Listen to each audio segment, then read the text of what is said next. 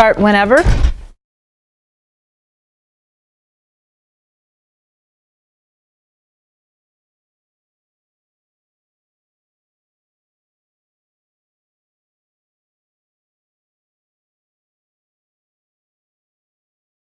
Bruises, right? Whatever.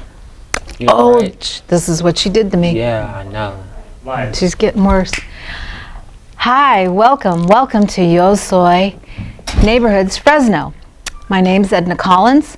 Company is Yo Soy Media, Inc.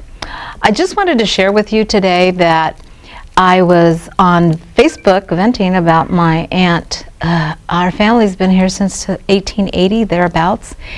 And the CRMC was getting ready to ship her out of the county.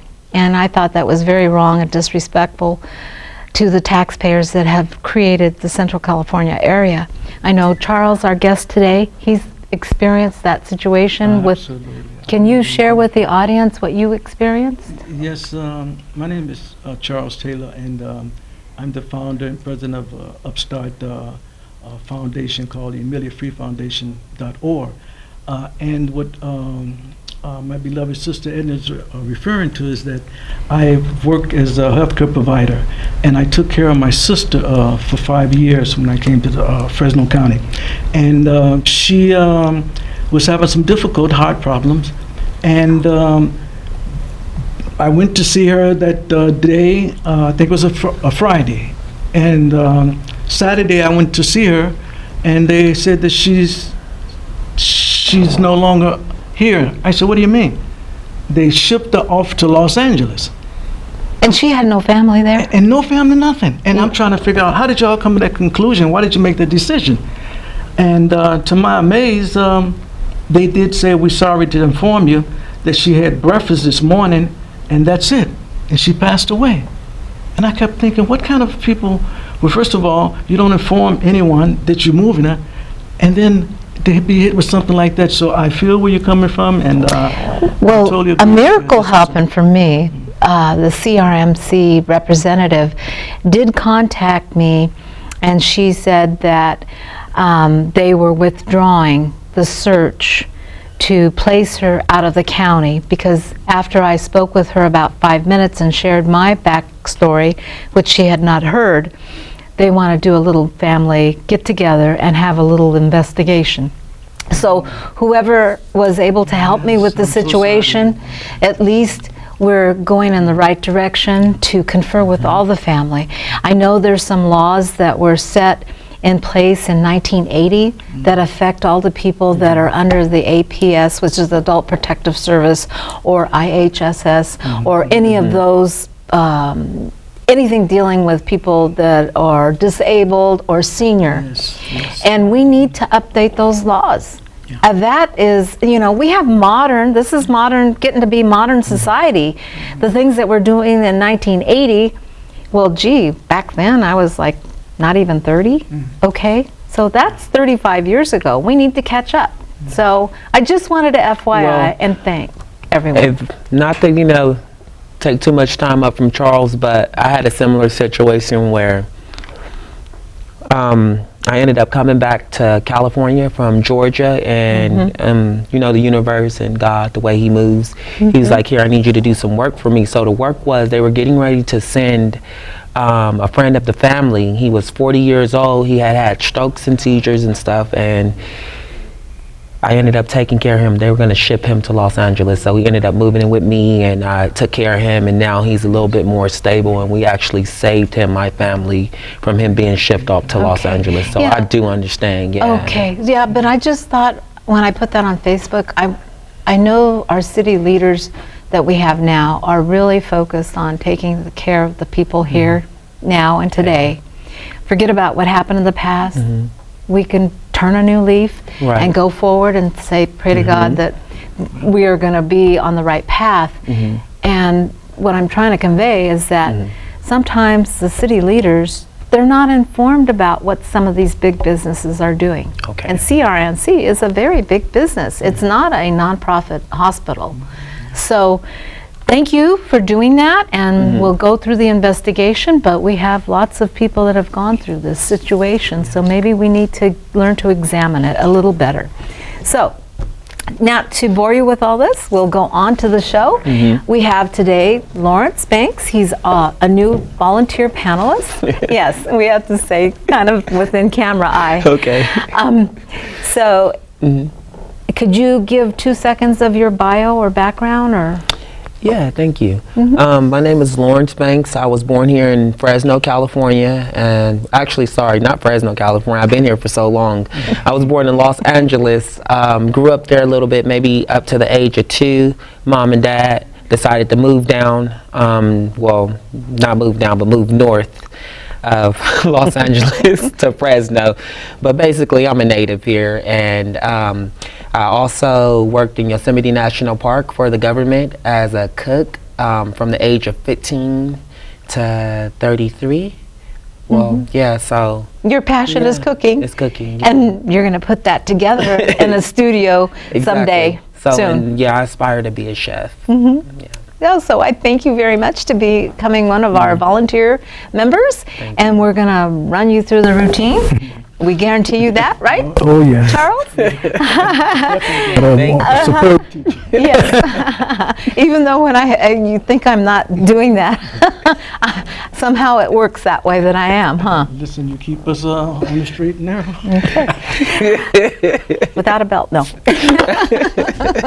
Anyway, this is Charles Taylor. He and I met. I was invited to a Democratic breakfast to film, and I did that. I thought, what? I don't remember exactly, but anyway, I introduced myself, and Charles says, I'd like to talk to you a little bit later. I said, okay. So later, a few months later, we got together, and he shared with me that he was wanting to put the Emilia Free Foundation together to share the, well, I'm going to say the sadness, grief, and all of, how do you say, work that he went through to try to save his daughter, who is in Finland now and could possibly be suicidal. We don't know if she's ever gotten any help. She's about, what, how old? She's 22 now, 22. Yeah, and you have had no communication? No, not since the age of 3, and now in June the 4th, she turned 22. Yes, it's been over 19 years, that's correct. Okay, well, so Charles, share with everybody the name of your company and your website. Well, first of all, I would like to thank Edna for this opportunity, and I will try to make it as brief as possible. What happened is that I bumped into Edna at an event in which I was overseeing as the president of West Fresno Democratic Club, and I asked her, does she know anyone with her experience that I could find a ghostwriter? And she said, you know, what is it that you would like to write about? And that's how the subject came out about Emilia, my daughter. And my foundation is named after my daughter Emilia. That the last time I did get a chance to see her at the age of 3, I went to pick her up, and she was supposed to spend the next following week, 2 weeks, but the last time it was on her birthday at 3. And I remember when I went to the door after that week to pick her up, I remember those words, Isitule, and translated means daddy's coming, you know. That's in Finnish, everyone. And so I've been, you know, going on 19 years. Let me back up a little bit. Yeah, I was going to say, you got to fill in some blanks. Let me back up a little bit, yeah. This is a story about an affliction that is creating and could be creating the suicides, the many teen suicides and adult suicides that we have in today's world. For whatever reason, the individual that identified this affliction is sequestered the best word? He's selected this time, yeah. So let me let Charles kind of talk a little more detail, and then we're going to give him some questions. What I want to everyone out there to imagine, you are a 3-year-old, and those around you, you're looking up at, and being at the age of 3, not knowing, you know, the way that you should be brought up in an upright, positive way, you look for those around us to guide us. And so I was going through a divorce at the time, and after the divorce, the court... Let them know that this is Charles is a musician. He plays the saxophone. And he met Emilia's mom. She was a singer? Yeah, she's a singer, and you kind of got together from there in Finland. He's traveled the world. So well, I'm going to try to think the relevant time for, it's a lot I could say, but what I want to point at is that imagine at the age of 3, and you were raised, because this is what I'm looking at, the lens of a child 3.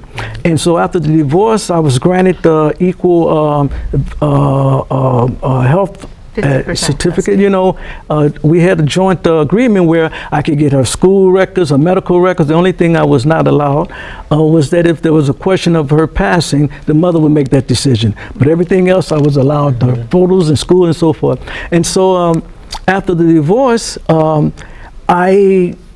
through the grace of God, we won joint custody. She wanted single custody. So the visitation rights was going okay for a month or so, until it was coming to the first time, like every other weekend, every other holiday and so forth, that the first weekend was going to be, that summer, to be 2 weeks with me. And so I didn't believe it, but I went to pick her up, and I was kind of, you know, tripped out. You know, why the mother, you know, this is going on. And then I get this from my lawyer to come down to the police station, and I'm saying about time they're going to do something about this hostile person. She's been breaching, you know, the visitation right, and they told me I was under arrest. And to my amaze, I said, is this some kind of practical joke? Right. You know? So to make a long story short, so I was being accused of impossible crime that I kept asking myself, why would professional people know a child is being stirred down a direction that they know themselves that they would not want to go at that age? So I'm trying to figure out, you know, what to do about this. Okay, and so why. they had tried to charge you with sexual molestation of your child. This was the charges. And so, but because of the grace of the Almighty God, I have the right to have my daughter medical records, okay, because I kept asking for them. And they said, okay, well, you know, you're going to get it. And I kept telling my lawyer, well, if I'm accused of something, I like to see the medical records. So after 2 years, persistently trying to get the medical records, I turned to the U.S. government. And Constant Anderson, the U.S. consul at the time, and he's the consulate of Finland. At the time, the consulate that was in Helsinki? Helsinki, right. Yes, in Finland. Constant Anderson.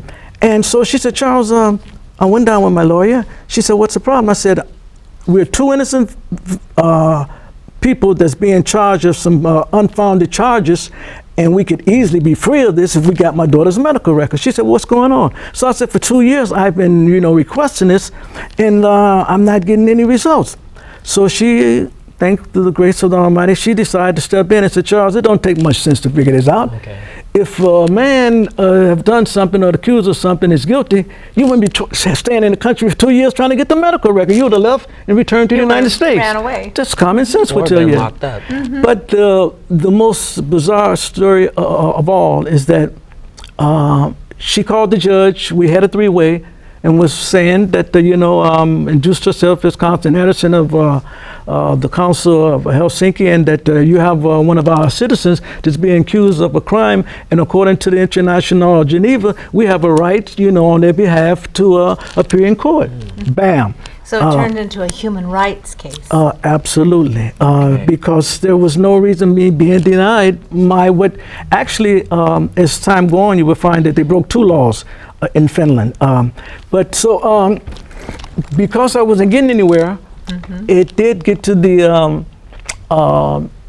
preliminary, and they were telling the charges, and well, before we got to the court, they had already called me to come to Tampa, which was about 2.5 hours, told me that now I'm going to see my daughter, and they sit me around in this round table, with social workers and all these professionals, and Emilia said that she was laying on the floor and you came and laid me on top of her. I broke down in tears. Wait a minute. I didn't hear that correctly. I said, I want to take this back to my lawyer and get to the bottom of this. And so I couldn't understand living in a society where immediately you don't take education, a child endangerment. Right. Because they all know that this is not true. But there was no previous indication that someone was thinking to charge you with molestation. Oh, that no, just no. came out of the blue. And people exactly. need to understand you have 2 other children. Yes. But what are their names? Michael and Samuel. Yes. From another native through a common marriage. Right. But the whole bizarre thing is what I want everyone to really, really beam in on is that what is the role of a professional child psychologist? So back into the court in the pretrial, and when they said that Emilia is taking medication for anxiety, and boy, I'm really At 3 years old? and so I had to excuse myself. The counselor said, Charles, go get yourself together, because something as severe as an innocent brain of a 3-year-old, and knowing that the mother, why would they even go to that? So I didn't understand why they would go to that level. So how did you resolve that part of it? First of all, it was now we got a divorce that was a dispute. It was a custody battle, turned into a criminal case, and then turned into a crime and a conviction. And at the time, I'm wondering, I'm in this surroundings of predominantly white folks, I'm happen to be, and I'm trying to figure out, but what do this matter? Because the child is biracial, but if the child is Lester, Sylvester, Maurice or Bernice or Denise, the child is 3 years old. And these adults know that this is untrue. So what happened? You found that your ex-wife was being prepped by the psychologist? Well, I couldn't figure out, first of all, why would someone in that position, intelligent, would allow someone to impose something that they would normally oppose, and so I searched to find this out, and to the grace of the Almighty, I end up meeting another attorney. I had one that was I couldn't figure out why it was taking so long to get into the court, so I requested another attorney, and that attorney, Annalisa's husband, was a doctor. Okay. And through the grace of the Almighty, that doctor was working with the renowned doctor that passed away, Dr. Richard Gardner, may rest in peace, and he had been, since 1987, educating about this illness, Parental Alienation Syndrome. And so Dr. Gardner found that this parental alienation syndrome is the cause and effect of? The essence of it is when a child or children is caught up in a circumstance through no fault of their own, the ex cannot deal with divorce. And so they want to retaliate, redirectly, directly they can't, so indirectly they take the most precious treasure bestowed upon mankind and they deprive them of it. Okay, so what they do is really manipulate, coach the child to say or do something without really understanding that they're harming the other parent. Exactly. Correct? And that is the essence and that's of a psychological impact on the small child. And the severe damage. And it's usually children that are under 18, yes. and the parent is so angry and hasn't sought out any help, mental health help. Exactly. So, and our court systems now, even today, they still have situations where people are going through divorces, and I don't understand this. I found out they're still using those declarations that people can pay to have filled out and signed, and tell phony lies. No, this is part of your issue too. That is the reason. Yeah, because this is the very reason. Yeah, we need to have in our society, when people are going through a divorce, or maybe their parents that have adopted a child or whatever, it happens to them as well. So we need to have our divorce court change the way they do business, because this is 2019 and we're going forward. So we need to get rid of that system and have them put them under oath or something to really avoid that, because at the end result of this, you said that Dr. Gardner found if this untreated trauma continues through their lifetime, it ends up in them wanting to kill themselves. Well, that could be. They have cases there. Yes, this is. They have stages. We have the mild, the moderate, and the severe. Okay. So and that's why. What is the mild? Give us an example. A mother would say, your dad, he would come by more, if he wouldn't always be at the pool hall. Okay. And so, but then the child, don't hit it, but then continue to repeat that, and it become compound. So I was saying, well, why the child? I'm being neglected, right? And it's negative. Yeah, but it's nothing wrong with it. But the mother or the partner or whoever have made this, and that's the mild. And then when you get into the moderate, when it's going through a divorce, and the mother started to put, if you don't go see this weekend and stay with me, I'll take you to see that movie you want to see. A bribe. Yep. Okay. Well, I'm just giving you severe.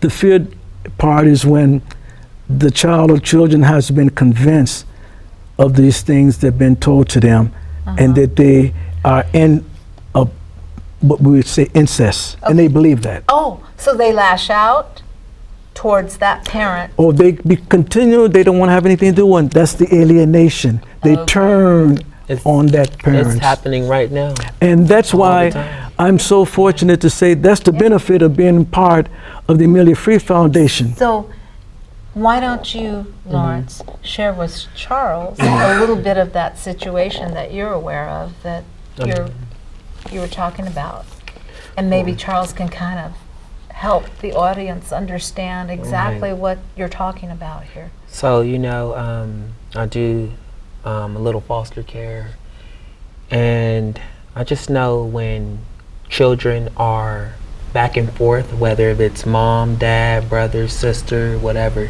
back and forth, they're confused. There's a lot of confusing things, because one parent is doing this and one parent is doing that, and then the child just becomes discombobulated. Now, it could be a better parent here with more rules and stuff, but then when they go back, it just resets. It's not the same. Or one parent could win, like you said earlier, and just completely take over and manipulate the child. Well, that's why Emilia Free Foundation can fill in that gap, you see, because as we learn those little tips, give you a little tip.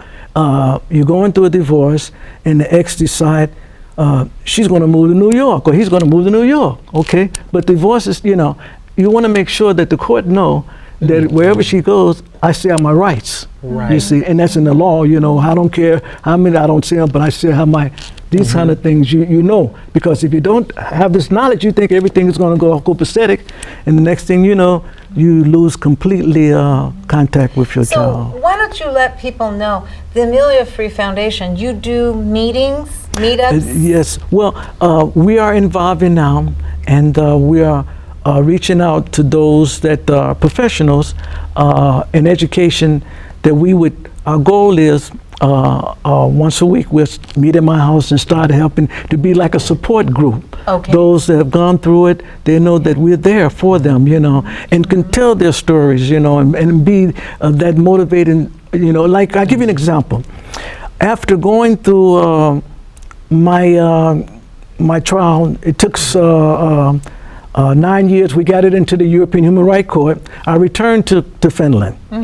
So I just wanted to know out of curiosity, what was my status, I knew that once you're out of a country so long, you lose resident status. And I went down to the police station, and I was just asking questions, now that I'm back in the country, where are they? And so he said, well, Charles, I don't see anything off the books. I guess accordingly that you are still like a resident, but eventually they know you're back, you're going to lose. I said, no, that wasn't my point. I just wanted to find out.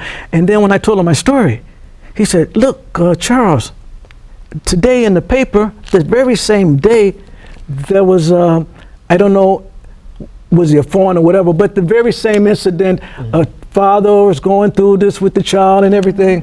And he said, listen, imagine, Charles, that you, being a foreigner, couldn't even speak the language. And you took your case all the way up to Europe, and that person know that, hey, just because you being charged for something, continue to go and fight. And so that consistent and persistent have brought me to bring back to where we are today. That we, as leaders, whatever your role is, we must own up to our responsibility. For in the real world, this stinks from the start. A child, first of all, you look up and you look around the room, they look just like the father. Now you have to realize that life at 3, in which I said simply, the mother need to be psychologically evaluated. Emilia would grow maybe after 2 years, the family come back, bring the family back together. The only one gets the help is the one who was the perpetrator of this whole.